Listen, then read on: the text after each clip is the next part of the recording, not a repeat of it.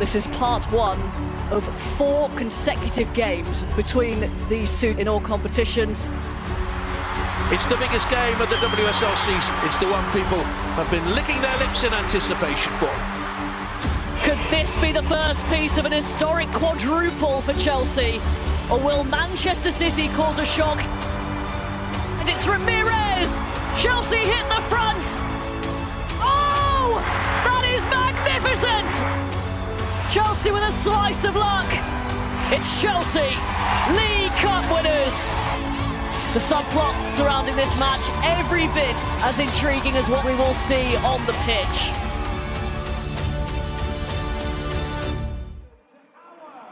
City had only ever lost once at home to Chelsea in the Barclays WSL.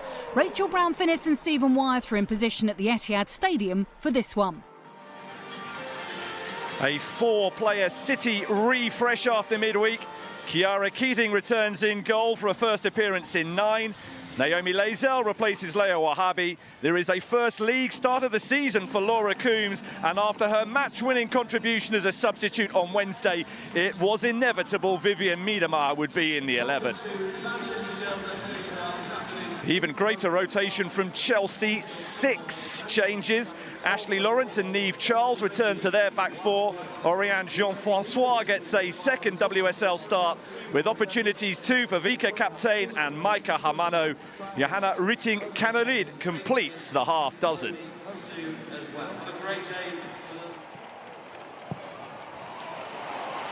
Hasegawa away, and here goes Kerolin up against Millie Bright. Miedema demanding a pass, but Kerolin is going it alone for now. Kerolin is rewarded for her patience. A brilliant finish. A first goal in WSL for Kerolin to put Manchester City in front against Chelsea. It is such a clever finish. It's as if time stood still. As the defence backing off, doubling up but not really getting tight, and just here, the option's not on. She finds between Millie Bright's legs. Hannah Hampton deceived, and City have taken a lead. Kerolin on her way once more. Bright anxious as she backpedals. Miedema up in support. Kerolin, who has scored once already running at the Chelsea defence, and has created a chance that isn't going to count because the whistle blew. City feel they should have a second goal. Instead, they're going to have a free kick. Jess Park denied. The whistle's gone after Jess Park has struck the ball. It's a simple one, very simple one. Give the advantage. If that advantage comes to something, then as it did, it should have. I'm perplexed, Stephen. Hasegawa standing over a free kick that City will dearly hope she can capitalise from. Hasegawa clips the top of the crossbar.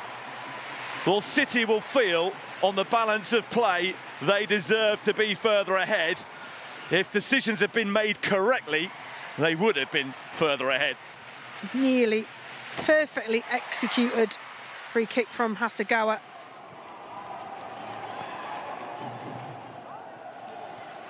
Chelsea, it appears, just trying to move the ball a little bit more quickly. Here's Aggie Beever-Jones. Rytting-Kaneryd.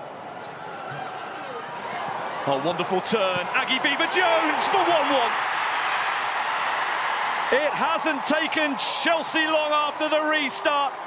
Wonderful build-up play and an emphatic finish from Aggie Beever-Jones at the end of it. The intensity, the short, sharp passing, bodies being close together, it just wasn't there in the first half. Aggie Beever-Jones here drops a little deeper to receive the ball, spins beautifully. But that synchronised movement and passing and intuition of where players were, that just was not there in the first half. The gaps were far too big. And this is exactly what we expect from a Chelsea team.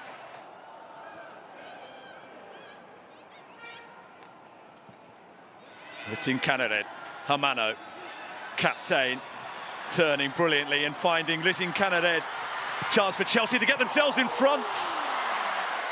Brilliant bit of turn of play, lovely sliding ball from Vika captain, and kind of thought from our angle it caught the post, and it absolutely does.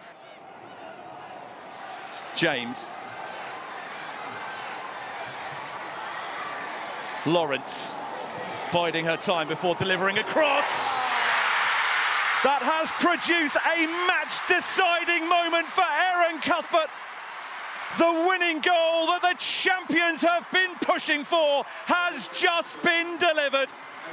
We talked about the lack of midfield control on the ball and off the ball, and Erin Cuthbert has epitomised that since she's come on, just ratting around, winning balls, protecting the ball in possession, and this just signs off a stunning substitute performance from Erin Cuthbert. The Flying Scot gets a decisive goal. They find a way, they get the job done. It is the mark of champions that Chelsea have come from behind today in controversial circumstances to win the game. City languishing again in their race for Champions League football for next season. Chelsea showing us once more why they sit clear at the top of the table. Full time at Etihad Stadium in WSL. Manchester City 1, Chelsea 2. I think, yeah, we had a better second half, and we created a lot, which is really positive. I just need my players to realise they need to start from the beginning like this. On that goal that was disallowed, what did you make of it at the time, and have you managed to speak to the referee? I'm sure that they'll recognise that that's a moment that they probably should let play, and ultimately for us it's become a key part of the game. I'm really proud of the performance today. I think, you know, you can see we didn't play our fluid football in the second half, but we defended resolutely. I thought Chiara was excellent, and for me that shows me that we have the spirit to continue to go on. Arsenal were looking to avenge their FA Cup quarter-final defeat to Liverpool earlier this month when they welcomed the Reds to the Emirates Stadium on Saturday. Ben Andrews had his eyes on this one. For Arsenal, there's a near fully fit squad from which to choose, and 3 changes from the starters in Spain in midweek, all of them out of choice. Out go Cooney Cross, Mead and Blackstenius. In come Frida Marnham, Chloe Kelly and Caitlin Ford. Liverpool actually helped Arsenal by beating Manchester United. They're fresh, they're in form, and they have options back following an illness in the camp, including Grace Fisk and Kerry Holland, who rarely miss games but did last week. Herbiger and Bernabe make way. Those are their 2 changes. And with 2 goals against United, young forward Olivia Smith typifies Liverpool's positivity right now.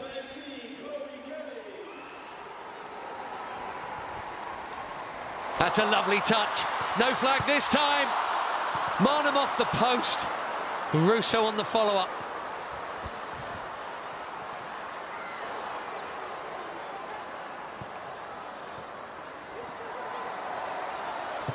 McCabe, 3v3 in the middle, and in the middle of that 3 was Frida Marnham again.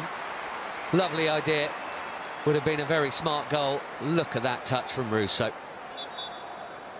Deft flick, gave the keeper the eyes, and then Liverpool a little light-handed at the back there. Marnham winning a header.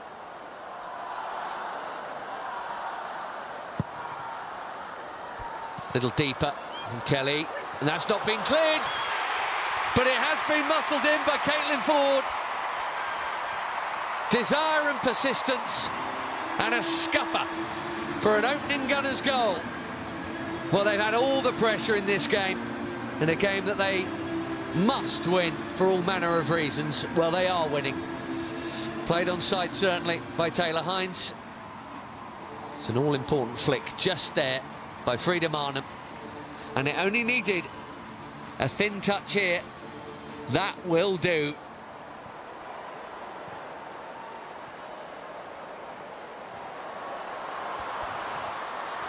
Arsenal might be in for another here. Russo, tight angle for Kim Little with the cutback.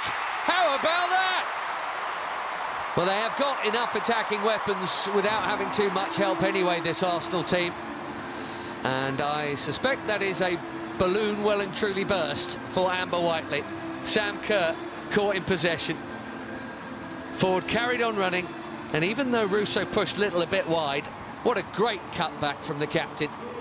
Not even 90 seconds between 1 and 2, and Arsenal are in the clear. Not so much as a corner yet for Liverpool, never mind a shot on or off target. Suck up the pressure and counter, clearly the game plan. They've sucked up some pressure. Haven't managed to counter yet, and Arsenal now doing that to then cut back by Ford. Marnham for 3! Off the post again! Well, she's hit both uprights now. And a confident first-time take of an awkward, skiddy, bouncing ball here from Frida Marnham.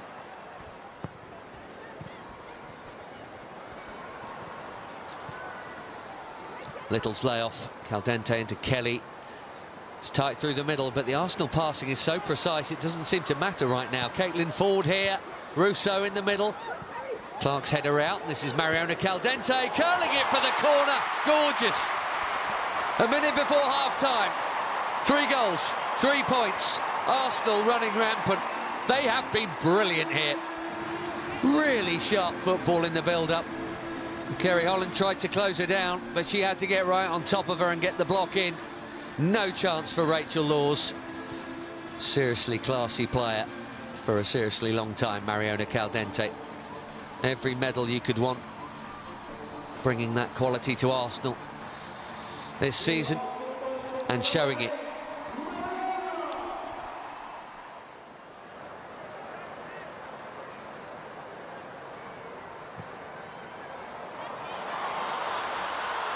Mead cutting it back.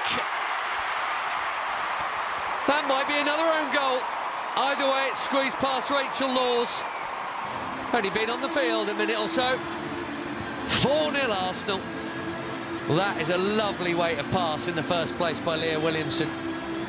I think Jasmine Matthews will be ready to go home. I'm afraid that's 2 for her. And that's why Rachel Laws didn't stand a chance. She's on a hat-trick. Nice Wonga's throw, maybe the final act of this game. Indeed it is. That is a perfect day at the office for Ennis Sleggers and Arsenal, and they needed it. Completely dominant display. In charge from first whistle to last. Liverpool's perfect run under Amber Whiteley is over. No disgrace in defeat here. They're still, in general terms, on the up, but it's Arsenal very much on the up here. The final score at Emirates Stadium. Arsenal 4, Liverpool 0.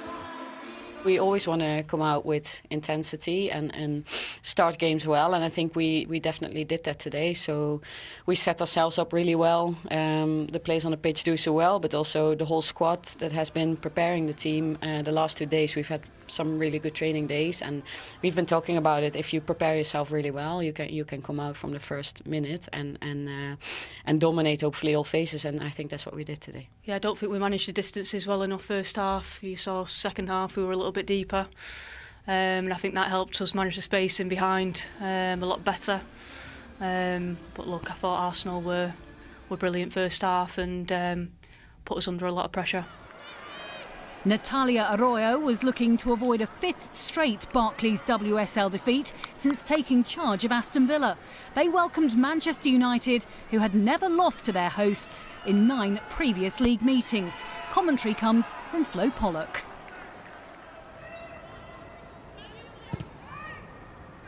Riviere now, trying to pick out Bizet, and she has. The ball across, met by Elizabeth Turland, and United in front. Really slick Manchester United move, the 2 Norwegians combining. And United's top goal scorer, Elizabeth Turland, has her 8th of the season.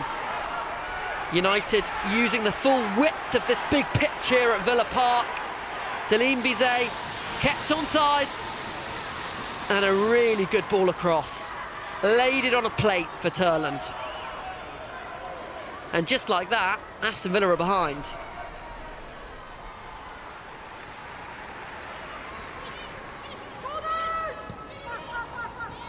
Tuna Miyazawa with intricate passing around the Villa penalty area. Aston Villa just can't clear their lines. Another good ball put in, and Turland with the header. Her 2nd of the game, and Manchester United lead by 2 goals to 0. Aston Villa undone by a flat delivery into the penalty box. Jade Riviere with the delivery. Excellent centre forward play in between the two centre halves and a perfect attacking header.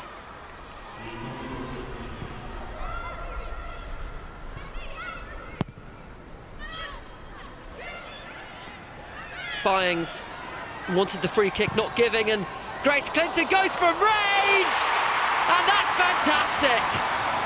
D'Angelo was off her line, Grace Clinton spotted it and thought, why not? Executed with perfection. The Villa players are fuming. They think it should have been a free kick for a shirt pull on Byings. And there is the shirt pull. Referee happy with the challenge, and that's really clever from Clinton. Excellent technique.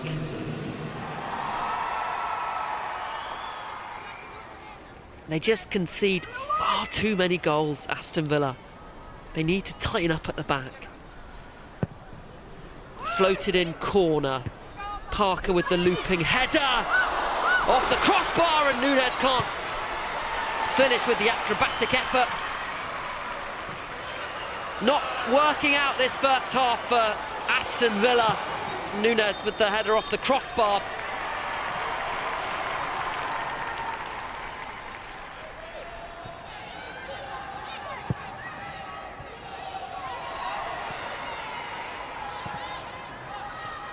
Great turn by Turland. Lays it off to Mallard. Her ball across, flicked in by Leah Galton. Wonderful Manchester United move. Aston Villa taken apart. Great build-up play, really good hold-up from Turland. Laid it off to Mallard, and that run across the box, across towards the front post from Leah Galton. And an emphatic finish as well. Back to winning ways then for Mark Skinner's Manchester United. We weren't good enough last week in terms of the end product, and today we were ruthless. And I really enjoyed today. Villa adapted, they changed shape, and we adapted quickly. And I'm really happy with all of the staff, but all of the players, the way they did it on the field. I think we are still a little bit scared sometimes, a little bit paralyzed, and this is not helping us. The others are feeling this. This is an emotional game, and we are not ready to manage it properly, or it is affecting us a lot. We need to change that 100%. Next to East London, where Tottenham travelled looking to win a fourth successive top-flight meeting against West Ham. Watching on was Jonathan Pearce.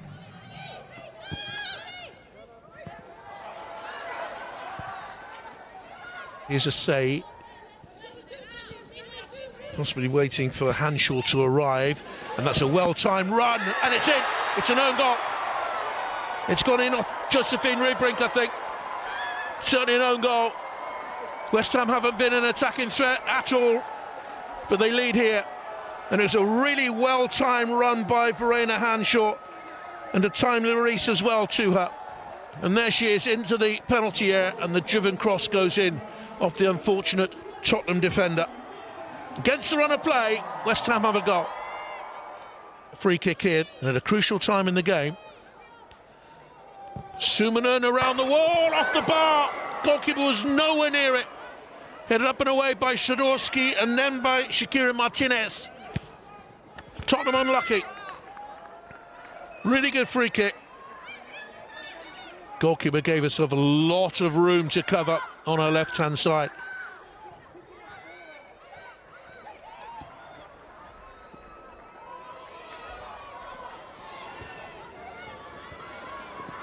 And they get a decent cross in here. That's what's leading. Oh, splendid save. And was Drew Spence fouled in the penalty area there by Gorey? She was certainly fouled. Tottenham so close again to an equaliser. So very nearly 1-1. Oh, it hit the post. Keeper didn't get anywhere near it.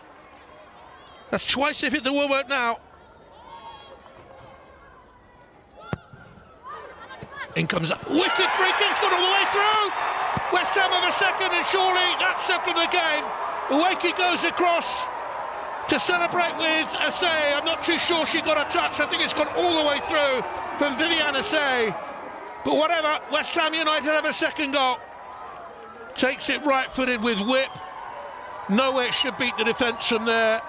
And I think it's zipped all the way through. Wakey went to challenge for it. I think they both miss it.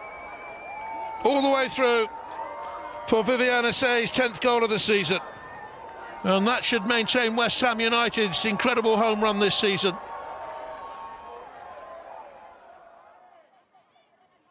Having secured only one win in 8 WSL away games this season, Crystal Palace struggled to find their attacking edge against Everton and were punished just before the break when Justine van Havermaet headed home Sarah Hongar's deep corner. Just 24 seconds into the second half, the Toffees doubled their lead. It came from another header, with Hongar adding a goal to her earlier assist.